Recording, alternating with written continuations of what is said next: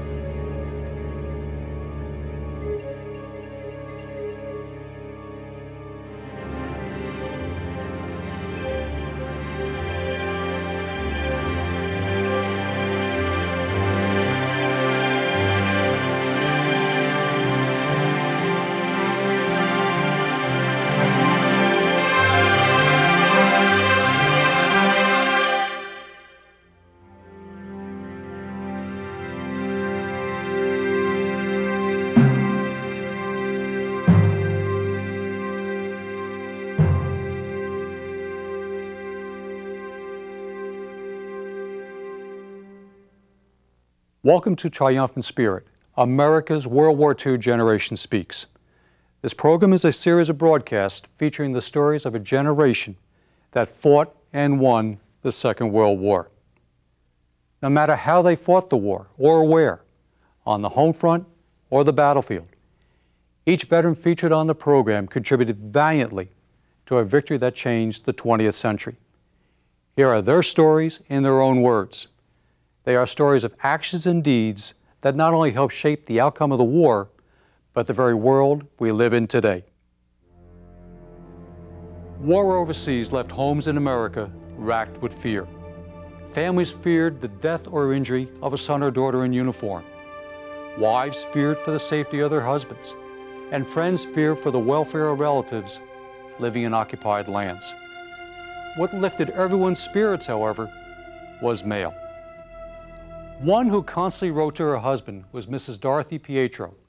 Matt Pietro was an engineer gunner in the 387th Bomb Group of the 9th Air Force based in England.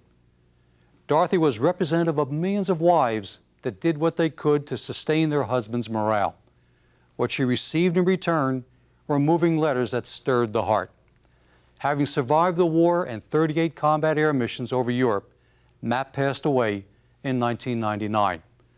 Dorothy searched out his wartime correspondence and is here to share with us Matt's sentiments.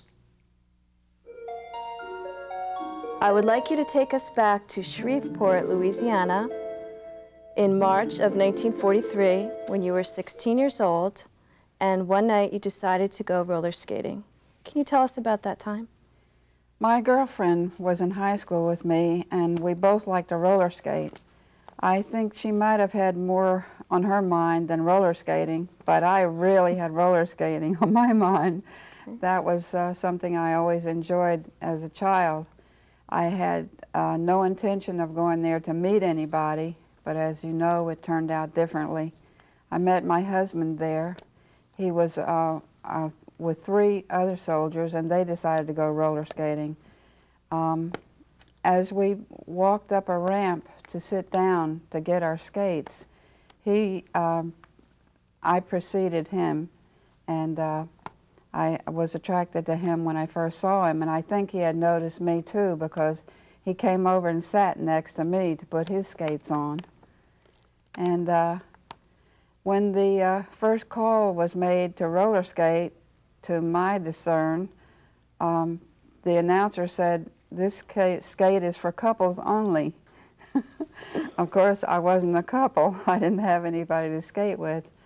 So I knew that he had seen me and I had seen him, so I turned as I was standing on my skates and said, "Where's that little short guy?" And he said, "You mean me?" He knew I meant him. And we started to skate together as a couple.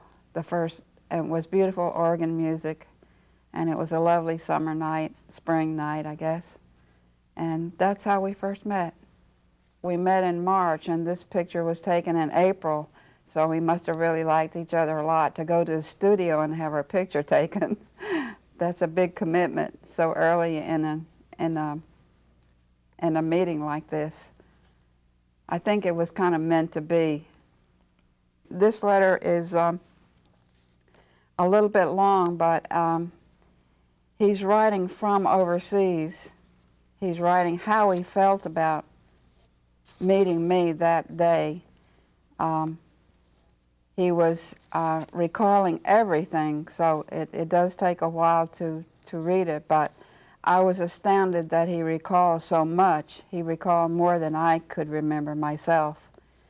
It reads, "Dearest Dorothy, I awoke the next morning feeling a little nervous and uncertain. I lived over the night before again and again. Many thoughts were racing through my mind. She must have liked me or she wouldn't have skated with me all the night. She even looked for me when the lights were dim. I still remember her words. How do you expect me to find you in the dark, Shorty? The whistle didn't wake me in the morning. I was awake hours before, just daydreaming of her. Gee, I'm supposed to call her up this noon. Maybe she won't be home, then I won't have to go. Yet I should call her because she seems to like me. Oh, she probably has forgotten all about me since last night. She's too young for me anyway. Since I never reported for work or roll call in the mornings, I just lay in bed dreaming. I was nervous and had to do something, so I got out of bed and wakened my buddy, De Groff.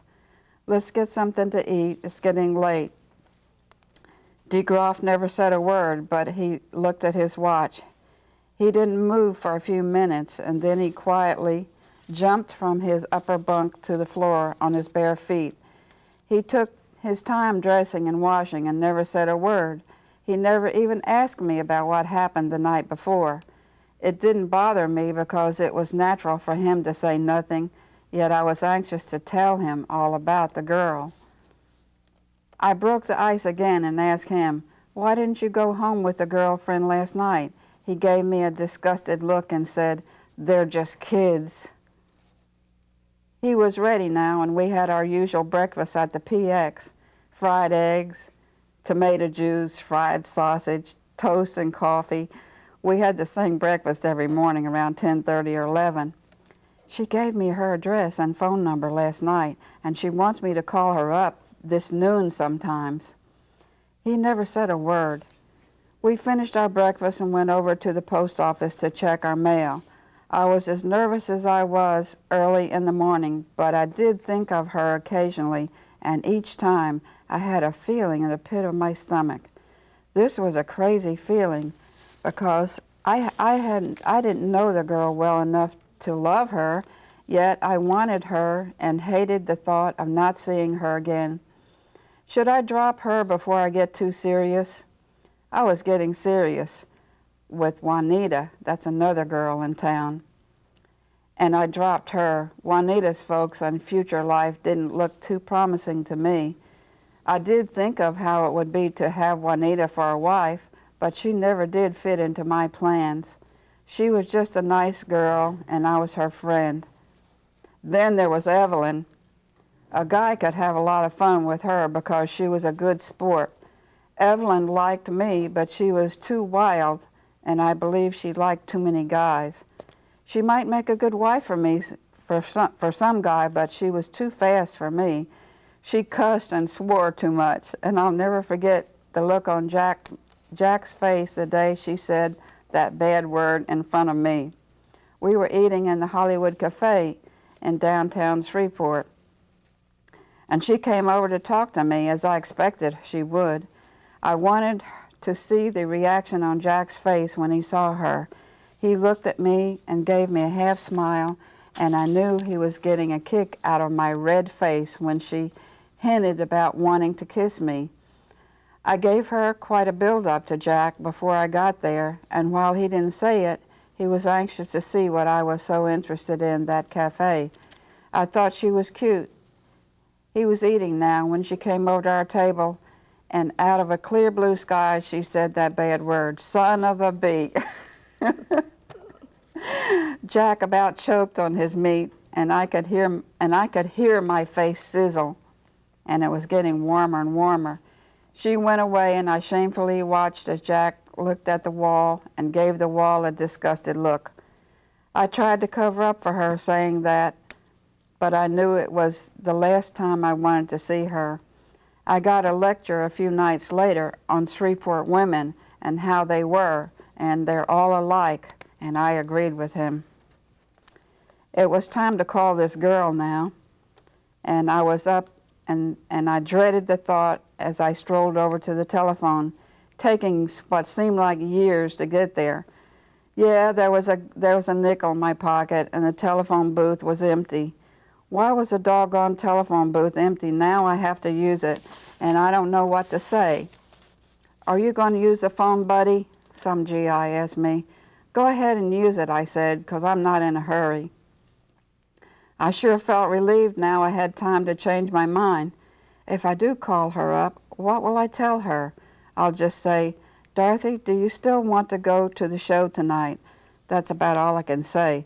Gee, that guy is taking a long time in that booth.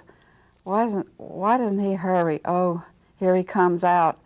Gee, my stomach feels funny. Well, I'm in the booth. Where is that nickel? There goes the nickel, and here's hoping. I have the number on the card, but I know it by heart already. I think I'll tell her that I remember her number. It might make a hit with her.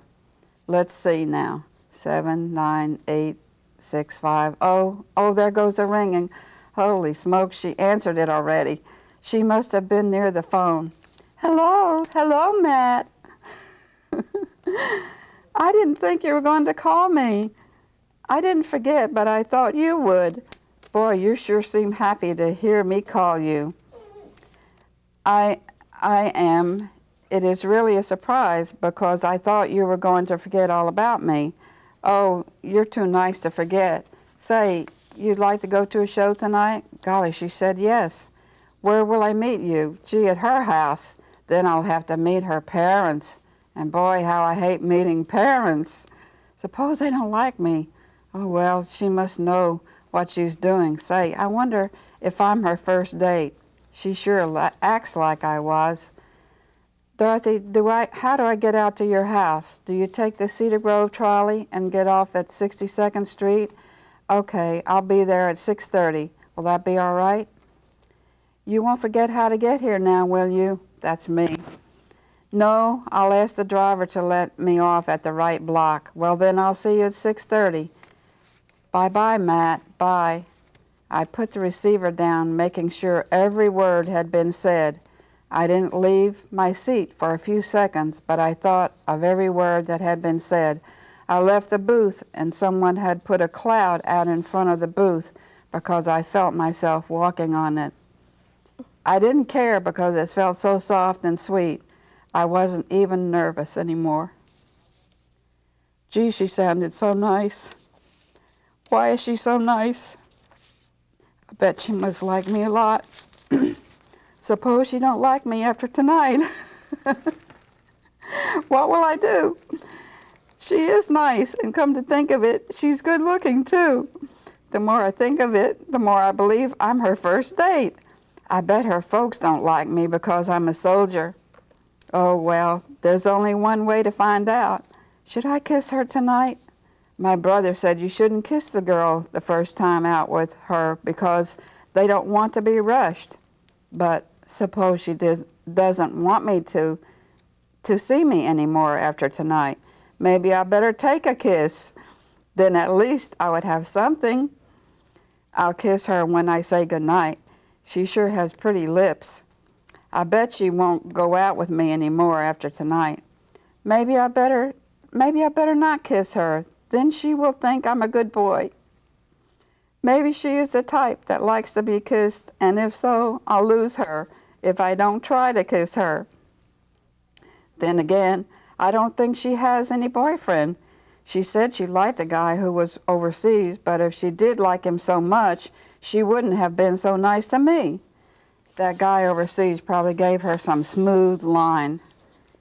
He's a gunner at that, too, and boy, gunners aren't such good guys. Maybe she likes me more than him? She must like me or she wouldn't have been so nice, especially on the phone. Maybe she is lonely, or then again, she might think I'm lonely. I like her more every time I think of her. She is a neat-looking girl, too, not like most of the girls I've seen around here. I bet she comes from a good family. Wait until Matana hears of this. I bet he blows his top. Why did I have to agree with him about when he said all the women in Shreveport were bad? Now I look like I'm making a fool of him. Oh well, he could be wrong too, because I don't think all the girls are bad anyway. She sure is not. I like her better than Juanita. She sure isn't like Evelyn either. She talks so nice. I think I'll write home and tell Charlie I have a new girlfriend. He thinks I'm having the time of my life. Here, always with a different girl. At least the girls are improving. Dorothy is real sweet to me, too. Maybe she is handing me a line, too. I was always a chump with women anyway. I better start getting ready at 4 so that I can make it on time. She said it would take a long time to get out to her house. I hope I can see her more than once. I really like her a lot. This was my first telephone call to you. Do you remember? Did I leave anything out? Should I write things like this? Honey, it makes me happy when I do, because I like to reminisce. I don't ever want you to forget those moments.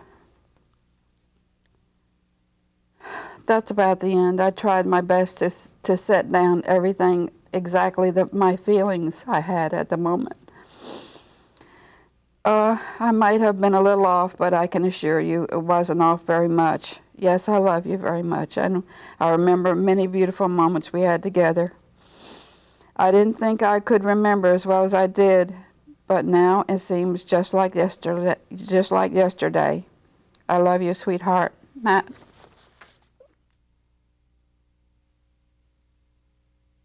What was his job? He was in the Army Air Corps? He was in the Army Air Corps, and he was an engineer, gunner engineer. He had worked at Newark Airport and had good training at Casey Jones School of Aeronautics in Newark before he ever went into the service. So he knew a lot about the aircraft. Of course, he had special training at Barksdale for the B-26 to be a mechanic on that plane and to know about it. But his crew always had a great deal of faith in him because they knew he had special training before he ever entered the service. I see. And how long was he stateside? How long were you married before he left? He was 2 years in training and so forth, but we were married just 1 year before he went overseas. And I was expecting a baby, and he was taken away from me 1 day before she was born. He had to leave for port of embarkation. And so I cried a lot and probably brought the baby's birth on a little bit early. She was born at Barksdale Air Force Base, and she weighed 5 pounds, 5 ounces. So tiny. He didn't know she was born for 4 days. It took 4 days to get the message to him that he was a father, because he was at a port of embarkation and ready to go overseas. And they wouldn't let him talk to me on the phone. When I was in the hospital, I heard the phone ring, and I heard the nurse say, "No, she's a bed patient. She can't come to the phone." And of course, these days, you don't stay in the hospital for a week when you have a baby. And they wouldn't let him talk to me, so that was kind of sad, because I was alone in the hospital with the baby. How did you survive with him gone and almost being a single mom. You had to do everything yourself. You were still a kid yourself. Well, I went back to live with my parents. You know, they were in town, and I stayed there until the baby was 6 months old, and then I made my reservation. I didn't think my husband could stay away much longer. Of course, everybody thought that these Americans and the Allies were going to take the Germans out a lot sooner than they did, so I wanted to be in New York. When I thought he would come back to this port, he would be back here first rather than come down south. So I made my reservations 3 months in advance.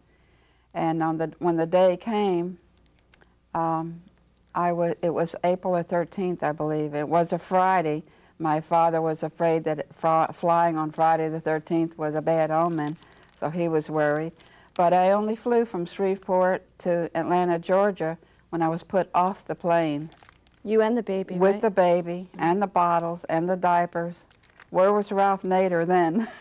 I needed him. And tell why you were put off the plane. I was put off the plane because Franklin Roosevelt had died, and all the big congressmen and important people were flying to Washington. They wanted my seat, and they put me off with a 6-month-old baby. And the wife of a serviceman. That was bumped off the plane. I was bumped. I didn't even know the word bumped at that time, but I was put off, and I was put into a motel room with a small baby, and pretty frightened because at that point I was 17 years old, and I looked to the airlines. I said, "What am I going to do? His whole family's waiting for me, and to see their new grandchild, their first grandchild."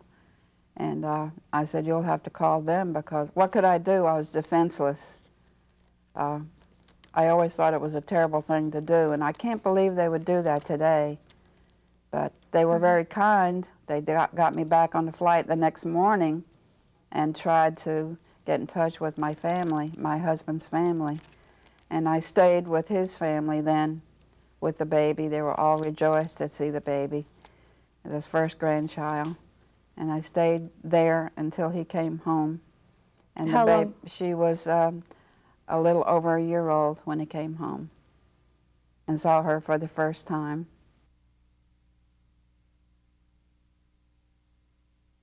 Could you talk about the painting that Matt did of his plane? Matt made this painting from, I think it was from a pretty famous photograph that was taken while he was overseas, but he made this, I guess, maybe 25 years after he came home, but it was a part of his memories as he could recall how it looked when the bombs were dropping and how the ground looked through the clouds, how the roads looked, and so forth. And it sounds like he was gifted at he writing. made model airplanes. That was his forte in the years when he was growing up. He always made model airplanes. Most of the pictures in our family album, you'll see him with model airplanes.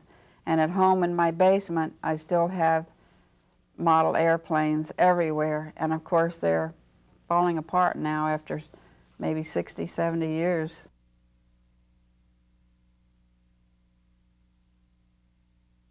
You have another letter, Dorothy, that you brought. Matt wrote to you from overseas. I had asked him many times to tell me about whatever he could tell me, and I had asked him, I believe I told you how I came over and where I was stationed in my last letter. It's funny sometimes to see that we are thinking of the same things at the same time. I wrote in my last letter about where I was stationed while I was here, and in your very next letter, you asked me to tell you about where I was stationed. I came over on the SS Franconia, which was run by the British government. It was at one time a German ship which was captured by the British. We docked in Liverpool harbor, and a short time after that, when we left her, she was torpedoed and sunk by a German sub in Liverpool.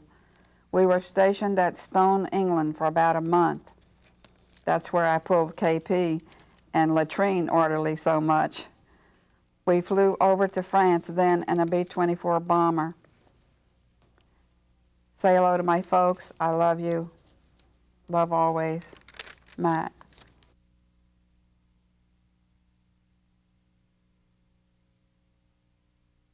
Do you want to talk about this day?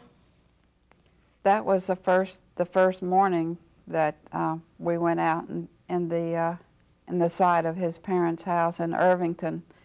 He was born in Newark, but lived most of his life in Irvington, and that's his first day home. Both he and his daughter were both shy about seeing each other, and that picture was captured exactly as I remember it.